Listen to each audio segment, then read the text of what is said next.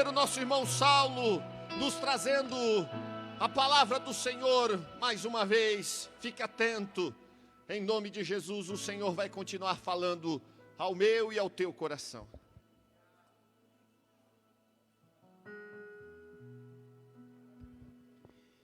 Eu gostaria de saudar os irmãos com a paz do Senhor. Poder se assentar, meus irmãos. Eu desde já quero primeiramente agradecer a Deus. Se não fosse Deus, eu não estaria aqui nessa noite. Se não fosse Deus, você não estaria aqui nessa noite.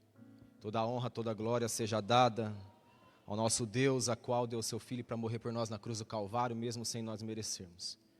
Em segundo, eu quero agradecer desde já ao nosso pastor presidente, pastor Cisaque Valadares, e toda a sua família, e também agradecer ao pastor José Ricardo e todos os nossos irmãos. Deus possa continuar abençoando a cada um grandemente. Meus irmãos, abra sua Bíblia juntamente comigo, na carta em que Paulo escreve aos irmãos de Éfeso, aos Efésios, capítulo 2. Efésios, capítulo 2. Nós vamos ler do primeiro versículo até o 10. Estou lendo na Nova Almeida atualizada. Efésios capítulo 2, do versículo 1 ao 10. Conversando com o pastor Ezequiel Barbosa, do Independência, e essa palavra ficou no meu coração alguns meses, e junto com os outros professores, com os adolescentes na Escola Bíblica Dominical, nós falamos muito desse assunto. É muito importante para que possa acontecer o grande avivamento entre nós. O título aqui na NAA diz: do pecado para a salvação pela graça. Diz a palavra de Deus: e Ele lhe deu vida quando vocês estavam mortos em suas transgressões e pecado, dos quais vocês andavam no outro tempo, segundo o curso deste mundo, segundo o príncipe da potestade do ar, do espírito que agora atua nos filhos da desobediência. Entre eles, também nós, todos nos andávamos no passado, segundo a inclinação da nossa carne, fazendo a vontade da carne e dos pensamentos. E éramos, por natureza, filho da ira, como também os demais. Mas Deus, sendo rico em sua misericórdia, por causa do seu grande amor que nos amou, estando nós mortos em nossas transgressões, nos deu vida juntamente com Cristo. Pela graça vocês são salvos. E juntamente com Ele nos ressuscitou, e com Ele nos fez assentar nas regiões celestiais em Cristo Jesus. Deus fez isto para mostrar nos tempos vindouros a suprema riqueza da sua graça em bondade para conosco em Cristo Jesus. Porque pela graça vocês são salvos, mediante a fé. E isso não vem de vocês, é dom de Deus, não de obra, para que ninguém se glorie, pois somos feitura deles, criado em Cristo Jesus para as boas obras, a quais Deus de antemão preparou para que andássemos nela. Amém? Meus irmãos, para que nós possamos entender essa passagem tão linda, nós precisamos voltar um ponto histórico para que vocês possam entender o compêndio dessa carta. Segundo a história, Éfeso, ela era uma cidade muito populosa na época em que foi escrita a carta. Aproximadamente 300 mil habitantes. Era a segunda cidade com maior população, perdia apenas para a grande Roma. Éfeso era a que fazia a ligação comercial entre o Oriente e o Ocidente. Era a capital da província da Ásia Menor. Nessa cidade, nesta época, existia um grande templo, o templo de Ártemis. Ártemis era uma deusa da mitologia grega. Ela era filha de Zeus, irmãos de Apolo. Era muito adorada, mas nesta época, esse templo, ele era na verdade o templo de uma outra deusa, a deusa Diana. A deusa Diana era uma deusa da mitologia romana, filho de Júpiter. Para que você possa entender o que eu estou falando, é que estava tendo uma mistura entre a cultura grega com a cultura romana, a greco-romana, a qual conhecemos dentro da história. Esse templo, as 7 maravilhas do mundo antigo, ele era muito formoso com seus 127 pilares, de entre 13 a 20 metros de altura. Já havia sido construído, destruído, reconstruído, e depois já tinha feito uma outra reforma. E o povo de Éfeso era um povo muito idólatra, O povo de Éfeso era um povo muito politeísta, amava os deuses. E o comércio dessa cidade era em torno a essas deusas.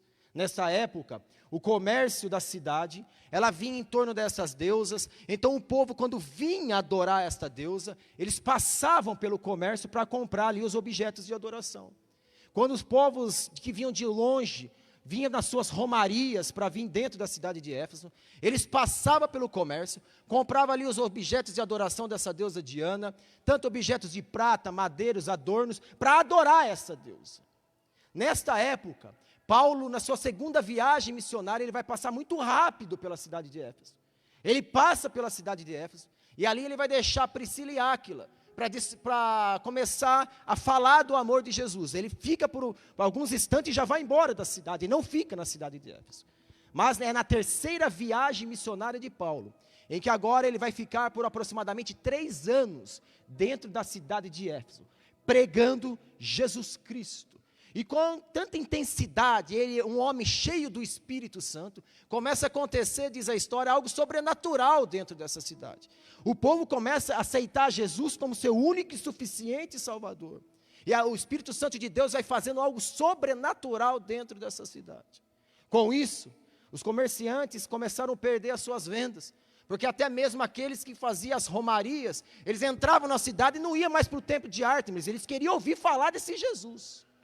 Então, os comerciantes, em ver as suas percas comerciais, a história diz que eles fizeram um grande complô contra a igreja, e quase destruíram a igreja recém-formada de Cristo.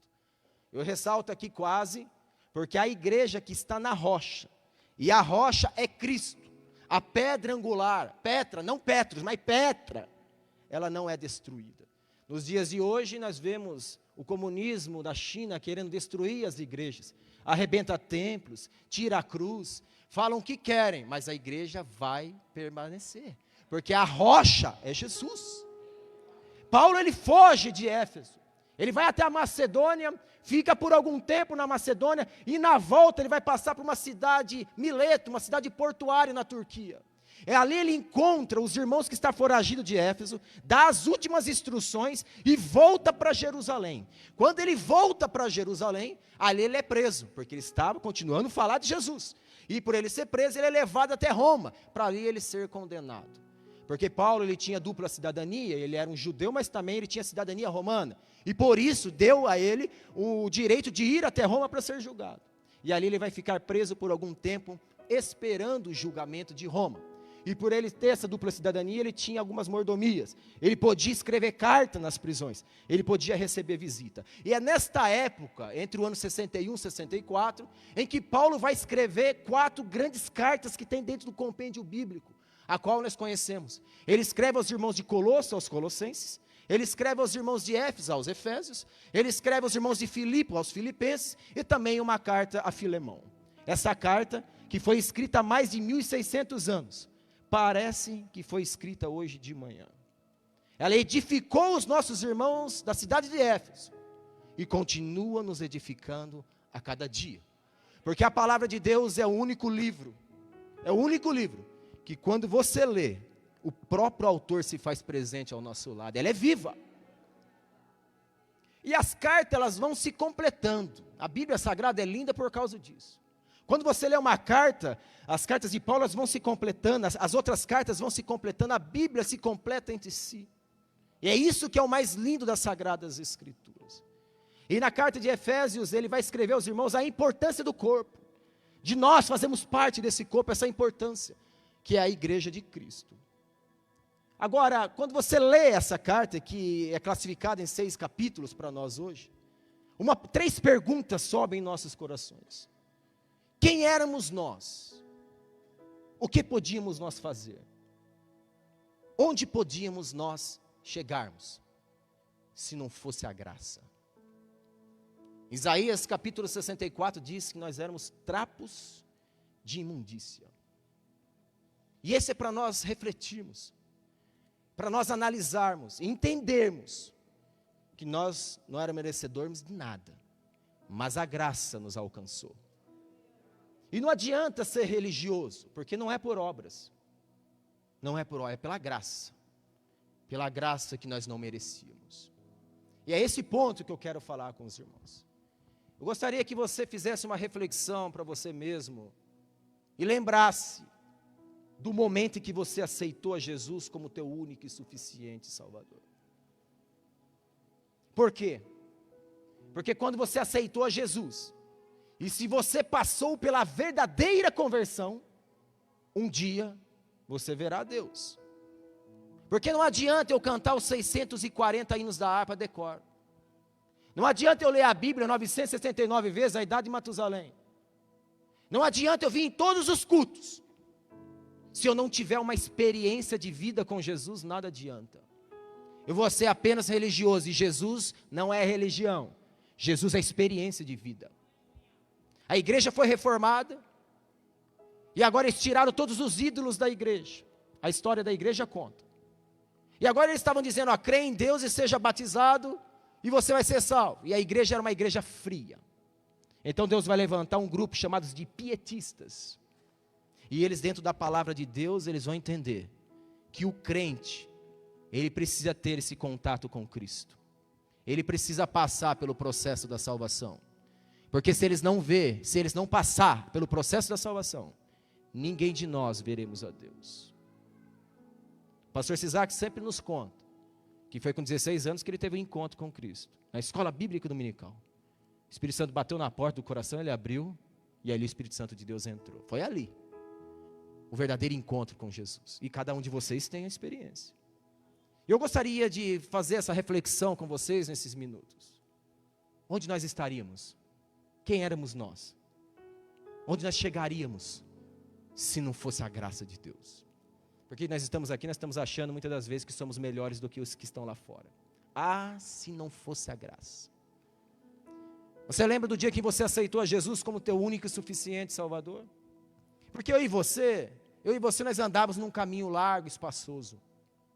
Lembra? Você e eu andávamos em um caminho espaçoso, largo. Um caminho dos prazeres, das orgias. Os prazeres da bebedice. E nós achávamos que nós éramos felizes. Quantas das vezes eu lembro dos colegas de serviço, quando chegava a sexta-feira à tarde, todos empolgados, e diziam, nossa, esse fim de semana vai ser demais, vou na rave, vou na festa. E eles se empolgavam tanto, e você olhava para eles, e eles iam tudo empolgado embora. E nós vinha para a igreja, no sábado, domingo, dava um culto racional a Deus, o Espírito Santo de Deus movia a casa, você se renovava, te dava força, e você chegava na segunda-feira firme no serviço, e quando você olhava para eles, todos de cabisbaixo. Alguns deles passavam horas e horas para erguer o olhar para conversar com você, porque havia um vazio dentro da alma deles. Nós éramos assim também. Nós aprontávamos, nós brincávamos, nós estávamos entre amigos, nós estávamos na bebedice, alguns estavam na prostituição, mas um dia, quando você ia deitar, tinha um vazio dentro da alma, e esse vazio foi crescendo, e um dia você ouviu alguém dizer, olha, eu sei quem pode preencher esse vazio, vai lá na igreja, e você vai ouvir falar de quem pode preencher esse vazio, e você veio numa igreja, sentou ali no último banco, falando, eu já tenho a minha tradição, eu já tenho a minha igreja, a tradição dos meus pais, mas eu vou ouvir. E um pregador até mesmo simples, que não sabia nem falar o português direito, começou a dizer, olha, você está um vazio dentro da alma, mas a solução para o seu problema, ele vai entrar na sua alma, vai mudar a sua história, vai mudar a sua vida, e esse homem chama Jesus de Nazaré. E você levantou a sua mão e aceitou a Jesus como teu único e suficiente Salvador. E se você fez isso do fundo da sua alma, você passou pela verdadeira conversão. Pastor Geraldo disse 2 semanas atrás, a mudança de direção, 180 graus, nós andávamos num caminho largo, um caminho espaçoso, mas quando eu e você aceitamos a Jesus, nós mudamos de direção, porque conversão significa mudança de direção. Então nós mudamos e entramos agora em um caminho apertado, estreito, de espinhos, de pedras. E às vezes vai se afunilando tanto, que você olha e fala, será que eu vou conseguir passar? Mas se Jesus estiver na frente, nós vamos passar. porque Ele não deixa desamparado quem é fiel a Ele. Trago uma alusão para que vocês possam entender. O barco da vida, muitas das vezes o mar fica bravo. Isso chama-se provação. Porque nós, irmãos, nós não somos isentos a nada. Tem crente morrendo de coronavírus. Tem crente morrendo de câncer. Tem crente morrendo de todos os dias. Porque nós não somos brindados a nada. A diferença nossa com o mundo é que nós temos esperança.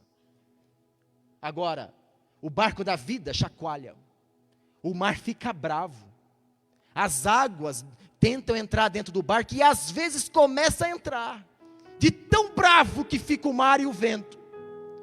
Mas, se eu e você tiver Jesus de capitão, é só chamar por Ele. Chama o mestre para você ver o que vai acontecer.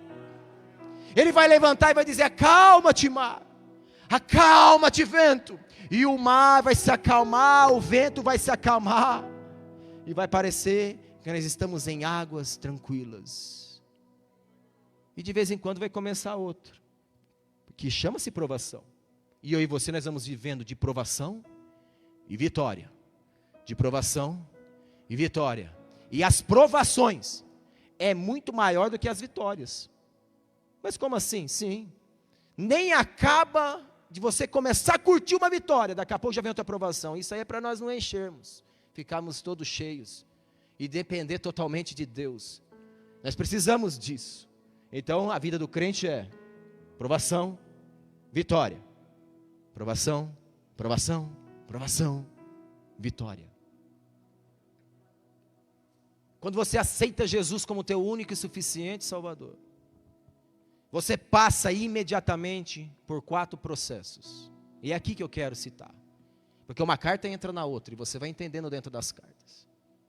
O processo que todo mundo, desde o menor até o maior, todo mundo, desde o irmão que fica ali lavando o banheiro, desde aquele irmãozinho que nem se aparece na cena, até o presidente da igreja. Todos nós temos que passar o processo da salvação. Quando eu e você aceita Jesus, entramos num caminho estreito. E imediatamente, nós passamos por 3 dos 4 processos. Passamos pela justificação, pela regeneração e pela adoção. Imediatamente. E o 4º processo é progressivo. É dia após dia. E é nesse que eu quero chegar, é a santificação. Mas você precisa entender os outros. O que é justificação? Justificação significa ser justificado. Quando Deus olhava para mim e para você, Ele via nós com todos os pecados. Nós nascemos, nós herdamos isso, nós cometemos isso. Está dentro do homem isso. Os pecados nos mancha a roupa, que a Bíblia diz que tem que ficar branca como a neve. A nossa roupa toda salpicada de pecado, todas, em roupa de imundícia, trapo de imundícia como nós éramos. Então Deus queria ter um contato conosco, mas não podia, porque nós estávamos cheios de pecado. Mesmo Ele amando o pecador, Ele não chega nem perto do pecado, porque a Bíblia diz que Ele é santo, santo e santo. Então, Ele olhava para mim e para você, não chegava até nós.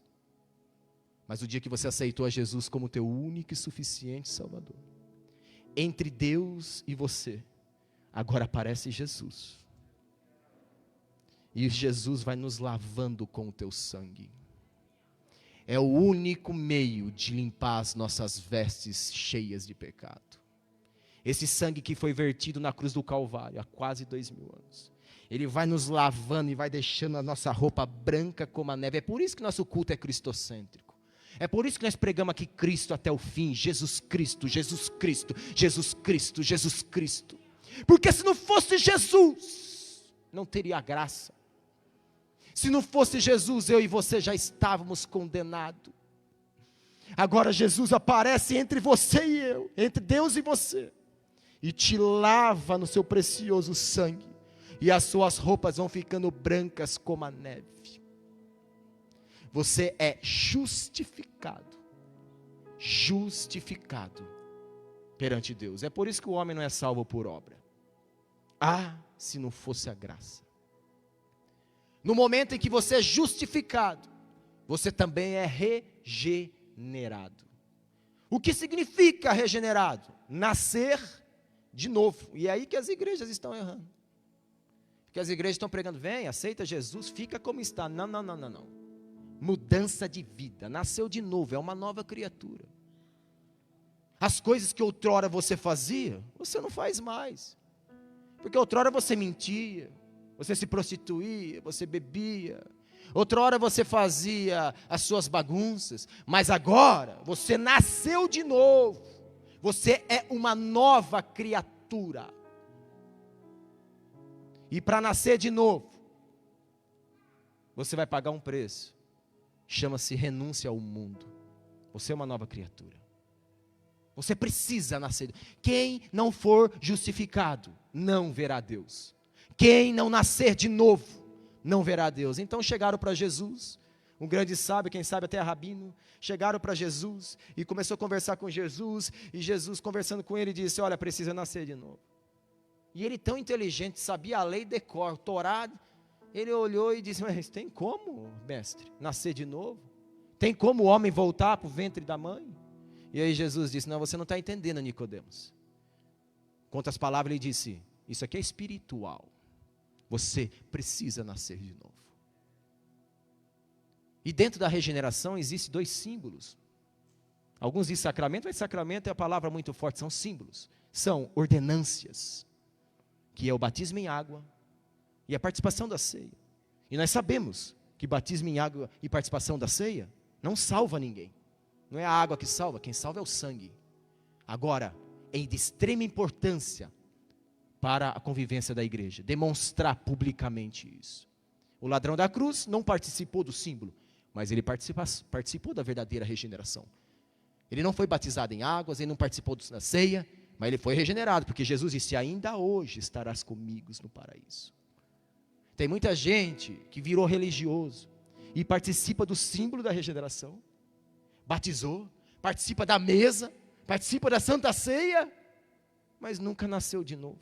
A trombeta vai tocar e vai ficar. Porque se não nascer de novo, se não passar pelo processo da regeneração, não verá Deus. Eu e você, nós precisamos nascer de novo. Nós temos que ter uma nova conduta. E não é fácil. Muitas das vezes, já foi falado aqui, nós somos taxados como ignorantes, como os bestas, como os quadrados. Somos taxados de todos os tipos. Quem vai para as universidades sabe o que eu estou falando. Agora, eu prefiro ser taxado de ignorante, mas eu ter a esperança. Eu prefiro ser taxado de tonto, de besta, mas eu tenho uma vida eterna, porque eu nasci de novo em Cristo. Quando você passa pela justificação e pela regeneração, imediatamente, você passa pelo terceiro processo. E esse processo chama-se adoção. Eu já disse isso uma certa vez aqui, anos atrás. Falo direto para os adolescentes quando é dada a oportunidade. A adoção na antiga Roma, você chegava na Roma para os grandes magistrados e governantes e dizia, pegava ali a criança órfã e falava, eu queria adotar essa criança. Eles diziam, quer adotar essa criança? Quero. Então você precisa pagar o valor X. A família ia lá e pagava o valor X. E agora, eles davam uma carta para a família, os magistrados. E essa carta dava autorização de eles ter a criança para eles. Agora a criança não é mais órfã. Agora a criança tem um nome, tem um sobrenome. Agora a criança tem uma família. E o mais lindo é que quando os pais partirem, a parte da herança é dividida entre o filho que nasceu do casal, mas também do filho que foi adotado, porque agora ele tem parte na herança. Eu e você não tínhamos parte nesta herança, nós éramos gentis. Jesus veio para morrer para os seus o rejeitaram, mas o amor de Deus foi tão grande, que todo aquele que nele crer, será salvo. Eu e você, nós somos enxertados. Nós não fazíamos parte, mas agora nós fazemos parte, somos a igreja. E todo aquele que nele crê faz parte dessa igreja. E quando Jesus voltar, nós vamos participar também do que os filhos vão participar, nós também vamos participar, nós temos parte nessa herança. Se isso não for a graça, ela não existe. Nós éramos condenados, mas a graça chegou para os seus e chegou para nós que éramos gentis e hoje somos a igreja. Somos adotados. Deus vai nos chamar de filho. Isso aqui é profundo, maravilhoso, tremendo. Porque eu e você era trapo de imundícia. Eu e você não era nada.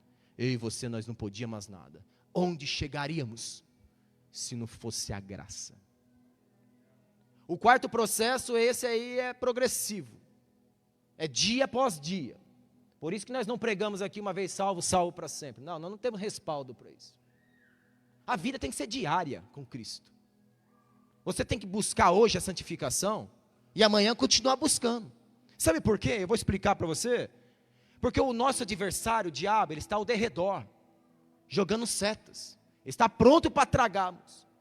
Então, nós aceitamos Jesus, somos justificados, regenerados, adotados, e agora estamos andando com Cristo, e precisamos nos santificar, para que nós possamos olhar para Cristo, porque se nós não nos santificarmos, nós olhamos para o lado, porque não existe homens, super-homens e nem mulher maravilha, isso é coisa de cinema. Nós somos homens e mulheres que podemos errar a qualquer instante, se nós não olharmos para o alvo, se nós não olharmos para Jesus. Imagine comigo, você acorda de manhã, põe a sua roupa para trabalhar, toda passada, mas está chovendo. E você para lá para esperar o ônibus, está tudo cobertinho, mas está chovendo. E de repente passa um carro, e esse carro passa em alta velocidade, às vezes até sem querer, dá um banho em você de água. Já aconteceu? Alguém já passou por isso. Toma um banho, você olha para, você é crente, para não xingar, você dá, oh meu Deus, né? Você dá aquela olhada, lama em cima e embaixo. O que é que você tem que fazer? Voltar para casa e se trocar. Mas, se esse carro passar, e vier apenas uma gotícula, e cair na sua roupa, você olha, limpa. Ah, não aconteceu nada, dá para ir. O diabo, o nosso adversário, ele não vem te dar um banho de pecado. Ele vai borrifando o pecado. E de vez em quando, se você e eu não vigiarmos, porque somos homens e mulheres, não super-homens, cai a gotícula do pecado na roupa. Mas é pequeno. Das vezes quando nós erramos, isso aqui não é nada. E a gotícula fica, e você às vezes nem olha mais o dia inteiro na gotícula, né? E o diabo vai borrifando. E as gotículas vão pegando. E essa roupa que estava branca como a neve, vai ficando manchada novamente. Então o crente pode perder a sua salvação, sim. E como não perder? Santificação. Só vamos ser santos por completo quando chegarmos lá. Mas hoje, eu e você, precisamos nos santificar a cada dia. E como se santifica? É joelho no chão. É oração. É ler, meditar e viver a palavra de Deus. Não apenas ler. A ciência lê a Bíblia, os filósofos lêem a Bíblia, e eles querem explicar a Bíblia só lendo. Não, a Bíblia não se explica lendo. Você tem que ler, meditar e viver. Enquanto eles não entenderem isso aí, eles nunca vão entender a palavra de Deus. É por isso que aquele crente simples, ele é cheio de Deus, porque ele leu, medita e vive na palavra de Deus. E o mestre, às vezes, mas tem que nascer de novo, tem que entrar dentro. Eu e você, nós precisamos nos santificar a cada dia. Eu e você, nós precisamos nos santificar a cada dia. Para que essas gotículas não fiquem em nós. Que sejam lavadas no sangue de Cristo. Porque quando você está andando com Cristo, e às vezes você dá uma pisada fora, fala alguma coisa, pensa alguma coisa, nós somos seres humanos, irmãos. O Espírito Santo de Deus que está ao teu lado, ele está dizendo, ei, por que você fez isso? Imediatamente, meu Deus, foi assim com Davi. Davi pecou. E quando o profeta chegou e falou para ele, ele caiu em si. Aí ele se prostou na presença de Deus com verdadeiro arrependimento. Eu e você, nós temos que ser lavados no sangue de Cristo a cada dia. Anos atrás, eu fui me deitar, eu orei a Deus. E falei, Deus, faz tanto tempo que o Senhor não fala comigo. Fala comigo, Senhor. E eu deitei e dormi. Eu lembro que eu sonhei, eu cheguei num lugar muito conhecido da igreja. Eu entrei no lugar, o lugar era muito conhecido. E o ambiente, eu percebi que era um ambiente festivo. Muito uma festa, as pessoas dando risada, os crentes. E eu entrei, fiquei num canto conversando, não lembro com quem. Mas de repente, começou uma correria dentro do salão, dentro daquele ambiente. E o lugar que era a festa virou lugar de sustos, de pesadelos, de tristezas. As pessoas começaram a gritar de um lado para o outro, e eu não entendendo, eu cheguei até uma pessoa e disse, o que aconteceu? A pessoa em pranto disse, Jesus voltou. Jesus voltou e buscou a sua igreja e nós ficamos. Eu assustei, eu lembro do gelo que me deu, gelo, queimação, eu lembro, parecia que eu estava lá mesmo. Queimou meu corpo inteiro, eu falei, meu Deus, e agora? O que faremos? E eu olhei uma determinada irmã, ela estava deitada quase no chão, e ela chorava, e o seu pranto era muito alto. E eu cheguei até ela, e eu disse, irmã, por que tu está assim? Ela disse, Jesus voltou. Eu fiquei, e eu perguntei para ela, mas por que você ficou? E ela começou a me contar porque ela havia ficado. Eu não lembro o que ela contou. Ela começou a contar, e eu fiquei indignado, eu falei para ela, mas só por causa disso? Você ficou só por causa disso?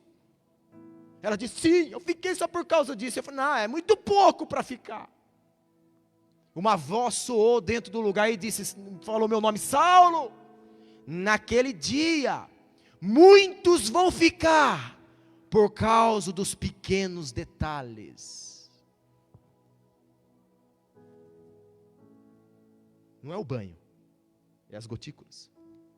Eu assustei, tentei achar quem que era, e a voz disse novamente, agora mais firme, naquele dia, vão ficar, por causa dos pequenos detalhes. Quando falou isso, eu me dei conta, eu estava no quarto, olhando para cima, todo molhado, e aí eu tive que só botar o joelho no chão e orar e agradecer a Deus que ele não havia voltado ainda. O nosso Deus continua sendo detalhista. O nosso Deus continua sendo detalhista. Se você tiver uma mancha do pecado, eu e você, nós não veremos Deus. Precisamos nos santificar. Avivamento, o barulho é lindo, nós gostamos, somos pentecostais. Mas avivamento significa ter vida, dar vida. Eu e você, nós temos que ter vida em Cristo. Você pode falar em línguas estranhas, tanto no congresso, como num culto de oração, como lá de joelho na sua casa. Avivamento é ter vida e vida com Cristo.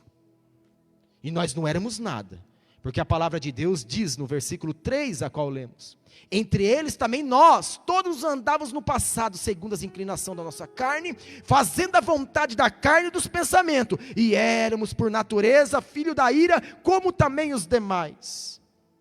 6, e juntamente com ele nos ressuscitou. Ele te deu essa esperança, Ele te deu esse presente que chama graça. E juntamente com Ele ressuscitou. E nos fez assentar nas regiões celestiais em Cristo Jesus.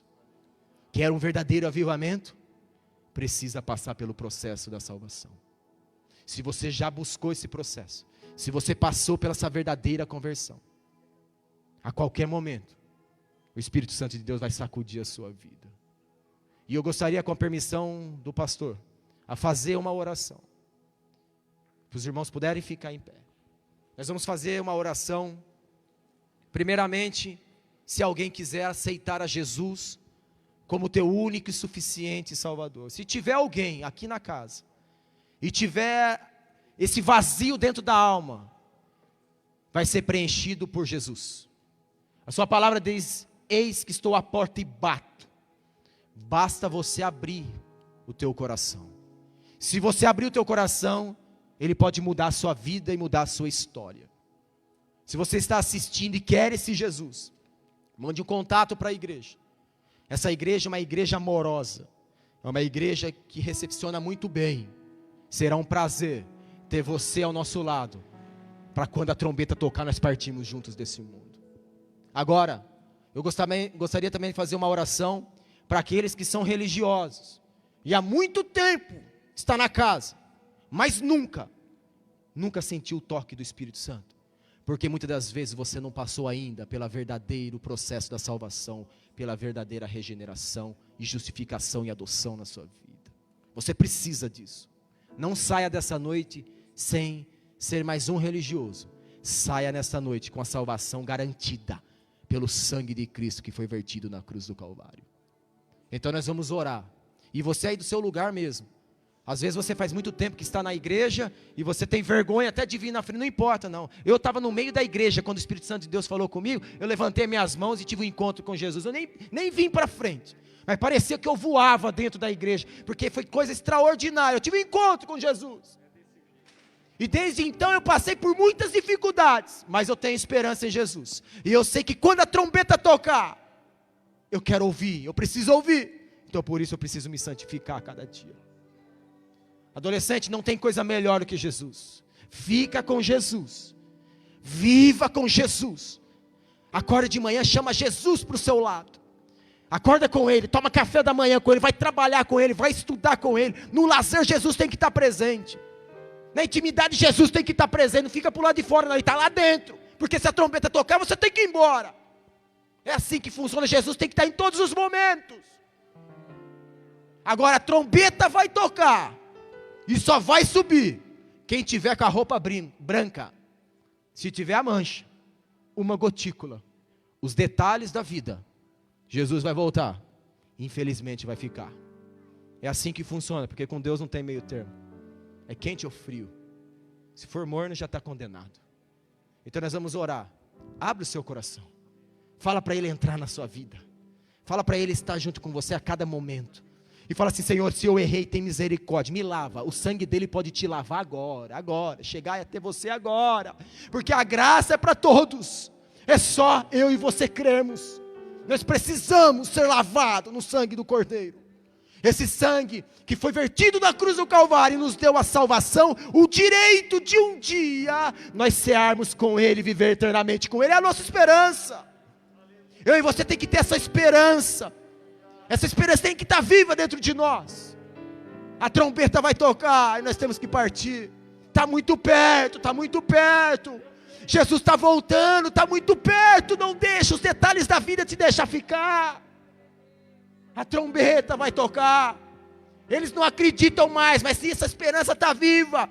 E nós vamos lendo a palavra de Deus, ela vai se avivando dentro de nós, porque nós temos esperança. E essa esperança é Jesus. Oremos, soberano Deus e eterno Pai. Nós estamos aqui na Tua casa, Senhor, nós já Te louvamos. Já falamos a Tua palavra, e nesse momento nós estamos aqui buscando a Tua face. Orando a Ti, rogando a Ti. Senhor, salva almas, Senhor. Toca nos corações das pessoas. Aqueles que querem ter uma esperança dentro de si. Aqueles que estão com seus corações vazios, agora nas suas casas, tem um vazio muito grande na alma. Aqueles que querem ter a Ti como Teu único e suficiente Salvador, visita eles agora, ó Pai. Eles não estão no templo, mas eles possam ser cheios da Tua presença agora, que eles possam passar pela verdadeira regeneração, justificação, ser adotado e se santificar a cada dia para Te ver, Senhor. Mas também estamos orando, Senhor, para que se estiver entre nós ou aí nas casas assistindo este culto, Senhor, alguma pessoa que se diz religiosa, está na casa, mas nunca sentiu a Tua presença, eles precisam nascer de novo. Eles precisam passar pela verdadeira regeneração. Eles precisam ser justificados, adotados. Visita eles, ó Pai, porque nós sabemos, Senhor, que nós estamos buscando o avivamento, mas o avivamento tem que ter entre nós. Sair de nós temos que ter vida. Nós precisamos de vida, Senhor, e essa vida é uma vida íntima contigo, Senhor. O barulho faz parte, nós amamos, mas nós queremos ser avivados, Senhor, ter vida contigo, e quando a trombeta tocar, nós possamos ouvir o toque da trombeta. É a nossa esperança, Jesus. Visita o Teu povo, reaviva a Tua igreja, que nós possamos ser cheios do Espírito Santo, e um dia nós possamos Te abraçar no céu, cear contigo para toda a eternidade, porque um dia Tu prometeu, e a Tua promessa é eterna eterna e eficaz. É o que nós te pedimos, ó Pai, em nome de Jesus. Visita a tua igreja, e se o Senhor voltar nesta noite, nós possamos ir embora, em fração de segundo, e nós se reunirmos novamente, mas agora, para cear contigo, ó Pai. É o que nós te pedimos, em nome de Jesus. Amém. Se isso não for amor,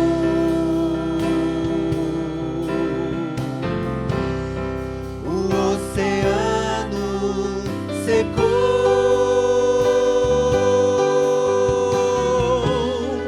não há estrelas no céu, as andorinhas não voam mais. Se isso não for amor,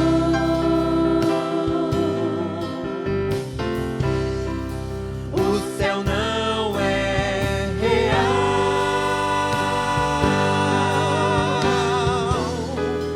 tudo perde o valor.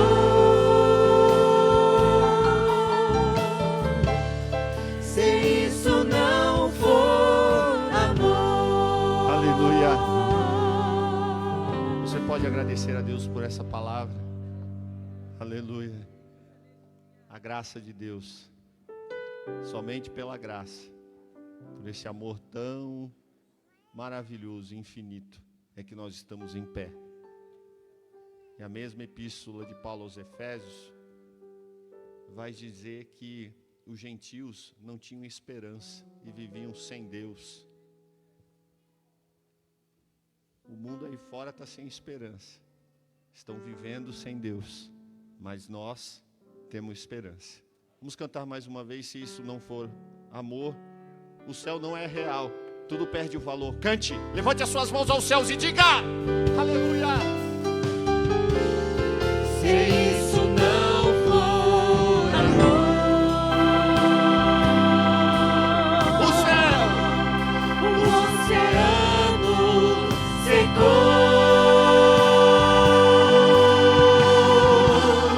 não há estrelas no céu, as andorinhas não voam mais. Se isso não for amor,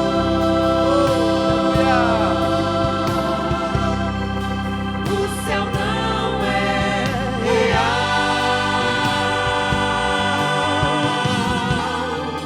tudo perde o valor. Se isso não for amor, eu vou para casa abençoado na presença de Deus.